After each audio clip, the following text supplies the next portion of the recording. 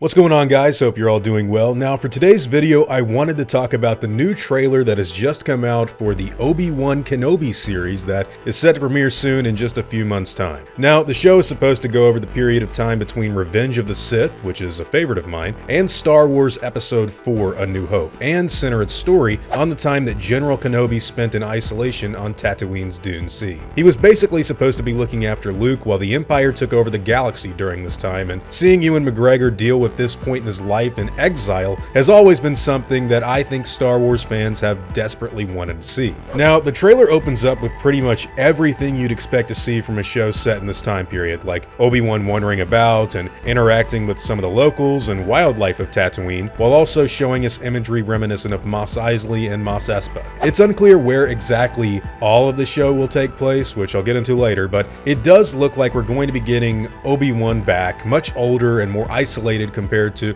what we saw last of him in Revenge of the Sith. Then all of a sudden, John Williams' Duel of the Fates music from The Phantom Menace starts playing, and that really shocked me. After so many years of people hating on George Lucas prequel films, to hear this music so loudly played during a new Star Wars show that actually incorporates Ewan McGregor, that was all kind of wild, and I'm not gonna lie, it got me really excited. The imagery they started to show here, though, is what I found to be the most interesting, and I can't honestly say that I'm 100% on board just yet. In some stuff, you've got people looking on at what appears to be a hanged Jedi who I guess the Empire got a hold of. That was kind of cool. Other stuff has Obi-Wan looking like he's on Coruscant, which was confusing because I don't understand why he'd ever leave Tatooine if he's supposed to be looking after Luke Skywalker. And then they showed the Sith Inquisitors, which I've never really liked the idea of, man. Back when Rebels and The Force Awakens came out, I was in full-on Star Wars hype mode. They revealed the very interesting looking Sith guy that reminded me of Darth Maul, and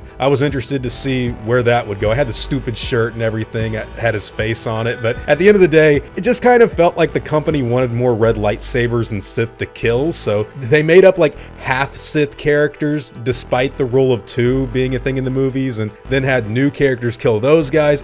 It was very convoluted and marketable stuff, which I guess is what they complained about the prequels, but I was older by that time, so yeah. All in all, I just never really loved the idea, but here I will say that in the show, in this trailer, it does look really cool. Darth Vader's return is also teased with his breathing being heard at the end, so I guess that full-on rematch we were told could happen is actually a possibility in this thing. Haybden Christensen is returning to play Anakin Skywalker with what are apparently going to be flashbacks during the Clone Wars. Maybe that's what that Coruscant-looking footage was. If so, I'm all for that. I'm excited for it, and seeing Luke Skywalker's uncle and aunt just adds to the realism of this stuff and the time period in which it's set. Personally, I think having Obi-Wan and Vader fight again could lead to some problems in the timeline that I really hope they don't create, and I say that because I really do love the original 6 movies that George Lucas created, and in Episode 4, the original Star Wars film from 1977, Darth Vader says, "When I left you, I was but the learner, now I am the master," which we all thought meant that the last fight they had was when old Ben chopped his ass up and left him to burn on Mustafar, but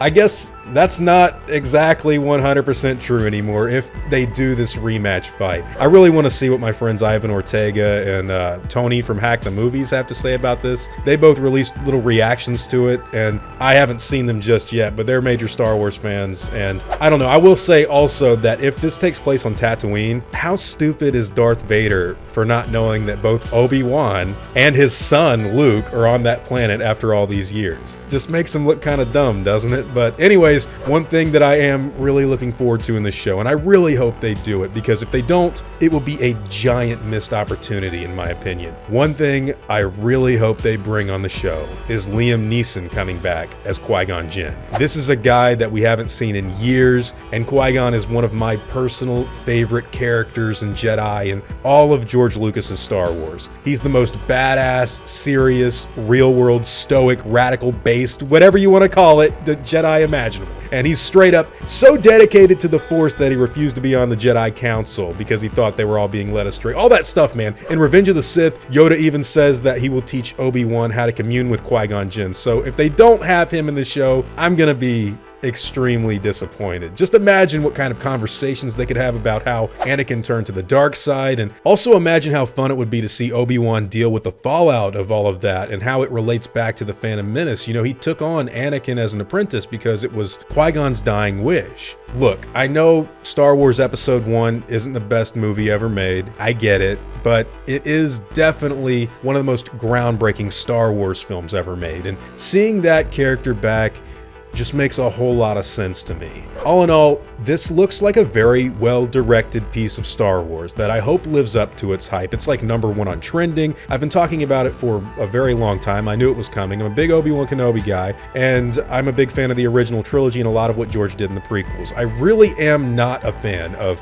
the sequel trilogy, and while I loved both seasons of The Mandalorian, I thought the Book of Boba Fett only got good in like the last few episodes, so this is something that I really do want to do as good as it possibly can. Bryce Dallas Howard, man, she can direct some really good Star Wars. Bring her back to actually, you know what? Give her Jurassic World. That would be really good. But anyways, these are all just my own thoughts and opinions on the subject matter, guys. Whatever yours happen to be, I'd love to hear them in the comments down below. Obi-Wan Kenobi, I'm excited. Let's see it.